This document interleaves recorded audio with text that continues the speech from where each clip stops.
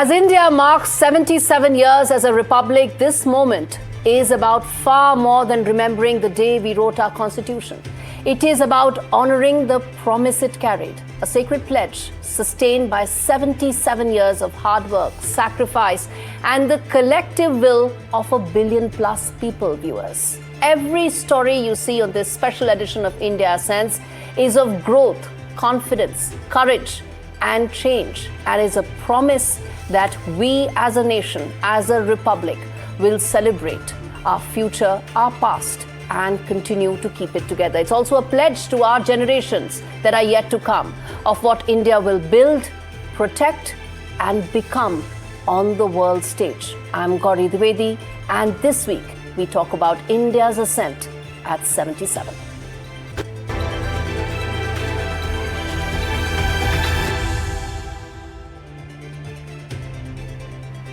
This Republic Day, as India marks 77 years as a republic, the world around it feels anything but stable. Power blocks are hardening.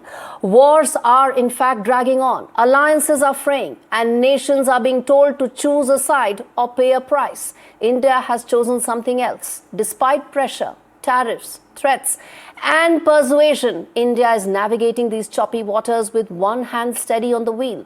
National interest first. Take energy. In 2025, India was singled out, slapped with a 25% tariff for continuing Russian oil imports. New Delhi held its ground. Not defiance, but necessity guided our policy. Energy security feeds 1.4 billion people and fuels the world's fastest growing economy. And today, even Washington is quietly hinting at a rollback. And that is conviction, viewers. Let's now talk about diplomatically. India refuses to be drafted into any instability, whether it's volatile neighborhoods, fragile regimes, or great power rivalries. From Gaza to Ukraine, from Washington to Beijing, India engages, but on its own terms. And this is India's strategic autonomy. And here is the big difference. India is not only surviving global turbulence, but is also growing despite it. In 2026, India remains the fastest growing major economy. IMF has raised our growth forecast to 7.3%. What's the world growth rate? It's 3.3%. That's the difference. We are lifting the world economy. Exports are expected to cross the $1 trillion threshold. And Digital India is powering 800 million internet users, with UPI processing more transactions than Visa globally. This, viewers, is growth with leverage. At 77, the Indian Republic is no longer asking for space at the table. It is designing its very own table and is asking everyone to join it on equal terms, of course. As the world searches for anchors in instability and uncertainty, India is charting its very own course. We are not aligned. We are not isolated. We are unmistakably independent. And viewers, that's proving to be India's most powerful signal to the world in a flux.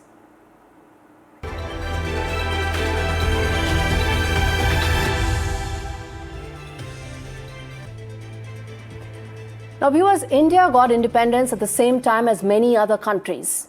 And around the world, there is a question that lingers. Why aren't we a Singapore? Why aren't we a Japan? Why is India not a Germany?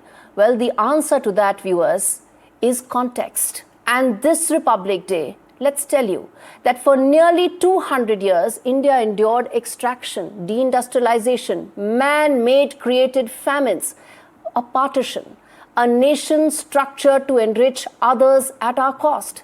To ask India to catch up without acknowledging this history is the colonial memory that is at work. And yet India did not just survive, but it reclaimed its civilizational confidence.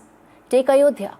It is more than just a site. It's a restoration of history, disrupted by conquest and colonial narratives. The flag hoisting ceremony, which marked its formal completion, is its revival, a historical correction. Let me now take you to Somnath, a site repeatedly destroyed over centuries. 1,000 centuries back, it was first attacked. Every time it was rebuilt, asserting self-respect and continuity, reclaiming a legacy never meant to be continued. And that has survived. And as we celebrate the Indian Republic, it's the Macaulay mindset that we need to get over, viewers. The system that trained generations of Indians to devalue and disown their own knowledge, history, achievements. Challenging it is not anti-West. It is pro-self, reclaiming the dignity of Bharatiya thought and civilizational knowledge. And let me now play out exactly what the Prime Minister is now asking India to do next. आज से 190 साल पहले 190 साल पहले साल 1835 में 1835 में Macaulay नाम के एक अंग्रेज ने भारत को अपनी जड़ों से उखाड़ने के बीज बोए थे। भारत को गुलामी की मानसिकता से मुक्त करके रहेंगे।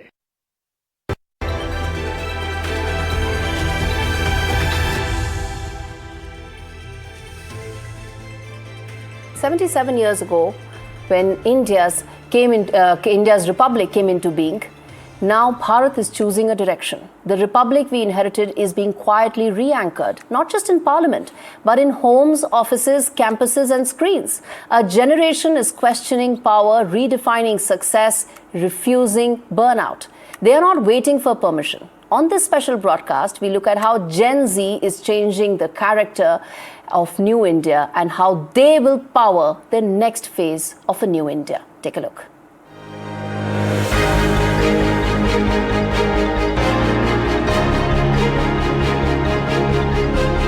There's a subtle shift underway in India, and it's easy to miss if you're only looking for noise. India's Gen Z, nearly 380 million strong, is not chasing the old symbols of success. They're chasing control, control over time, control over skills, control over meaning. Half of young professionals now place work-life balance above salary. 8 in 10 say mental health support is non-negotiable. They reject exhaustion as ambition. They reject hierarchy without honesty. And while the stereotype says they're distracted, the data says otherwise. 83% already use generative AI in daily work. 94% value real, hands-on learning over theory. For them, growth is capability. Yet, this is also a generation under pressure. More than half live paycheck to paycheck. So they diversify, study and work, freelance and build. Create portfolio careers that didn't exist only a decade ago. Here's where India's largest story converges. A nation targeting a 30 trillion economy by 2047. Needs skills before slogans, trust before titles, and systems before speeches. Gen Z demands transparency. 65% rank it above everything else. India responds with deregulation, digital public infrastructure, and a state that moves faster, leaner, and cleaner. They worry about the planet. 84% feel climate anxiety. India accelerates clean energy, EVs, and sustainability at scale. This is alignment unseen anywhere else in the world. A generation asking harder questions and a country confident enough to answer them. This is the new republic dynamic. This is how India ascends.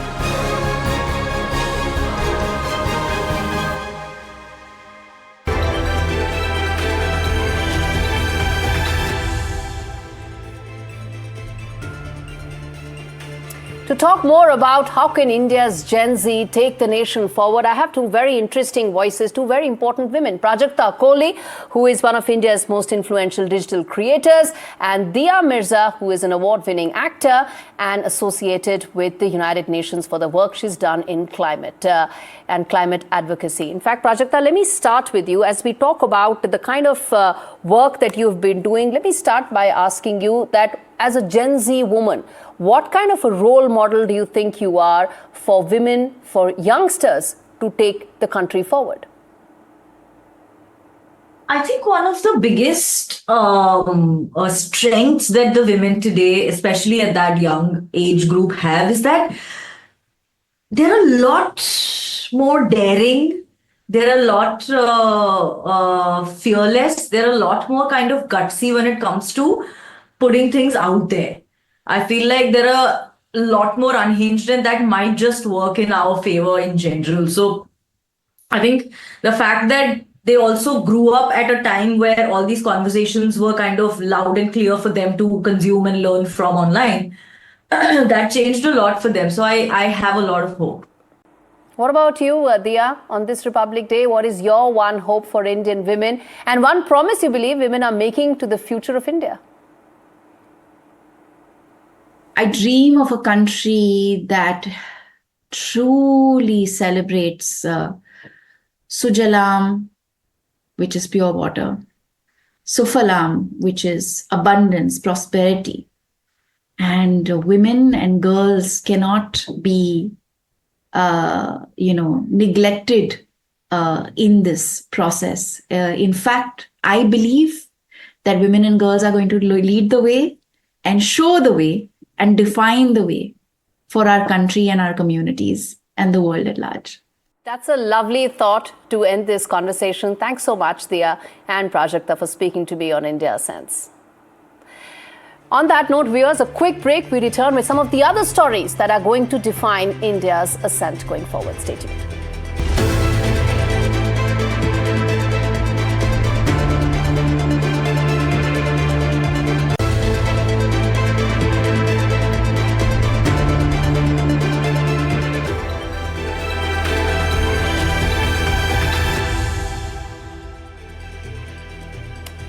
All right, let's now talk about the big economic powerhouse that India is set to be. A nation that doubled its economic output in a decade.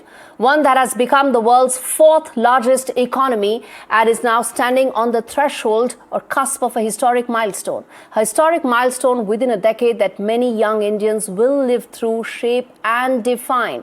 This is India set to become a $10 trillion economy. You see, New Delhi's economic story is no longer just an arithmetic progression.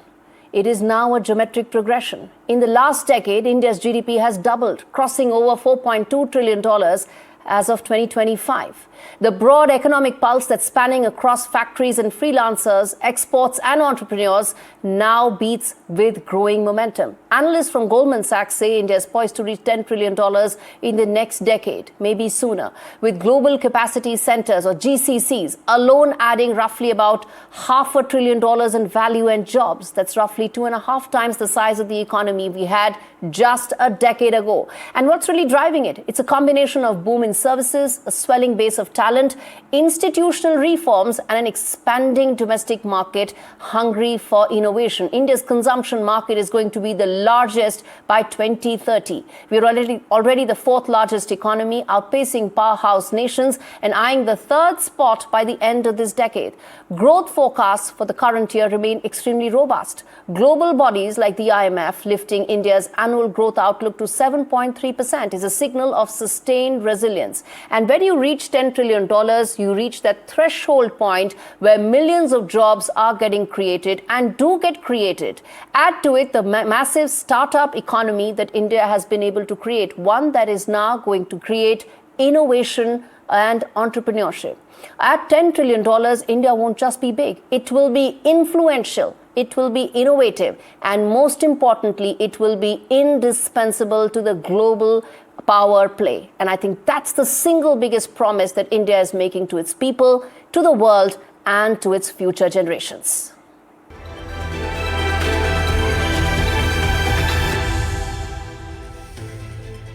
India's ascent on full display, this time on the world's biggest economic stage. Recently concluded Davos summit, where there was a label meant to downplay India's AI strength, instead ignited a powerful pushback. That's the new India.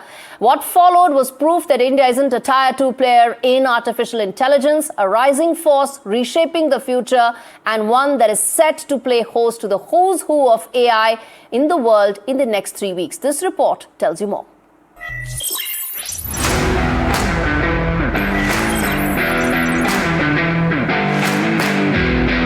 World Economic Forum, where nations debate the future of technology and where one country's prowess in artificial intelligence was thrust into the spotlight.